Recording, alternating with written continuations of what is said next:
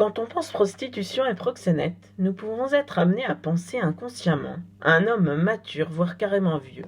Mais les possibilités sont aussi multiples qu'il y a de situations et d'histoires. Ainsi, parlons ici des loverboys.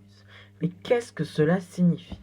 Qu'un gars est amoureux? Est un séducteur, un don juan? C'est ce que pourraient proposer ceux qui ont confiance en leur niveau A2 en anglais. Oui, vous. Et non, ce n'est pas non plus un groupe de rock canadien. Eh bien, c'est plus complexe que ça. Comme le dit très bien la CPE, on appelle l'overboy un certain type de proxénète, se distinguant par sa méthode de recrutement et par l'ambiguïté de la relation qu'il peut entretenir avec ses victimes.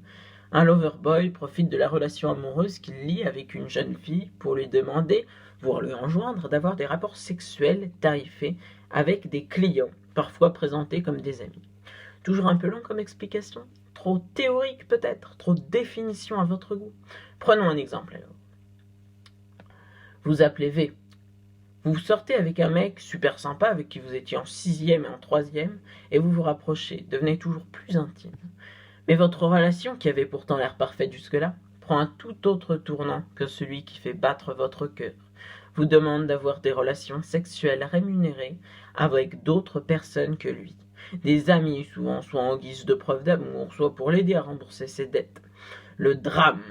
Pour accroître ses moyens de pression, un loverboy use de chantage affectif ou utilise des photos et vidéos intimes en la menaçant de les diffuser. Il peut également provoquer chez elle une addiction aux drogues afin qu'elle se soumette à sa volonté. Il peut agir de manière plus ou moins organisée et préméditée au sein d'un réseau plus ou moins structuré, sur une victime de préférence jeune et inexpérimentée en matière amoureuse et sexuelle. Auquel cas la victime sera plus susceptible d'être vulnérable à l'influence d'un jeune homme mal intentionné ou lui-même victime d'un réseau. Ça n'arrive qu'aux autres? Malheureusement non. Nous pouvons tous être victimes d'un loverboy qui sait se montrer le plus irréprochable possible auprès de la victime et de ses parents attentionnés et protecteurs.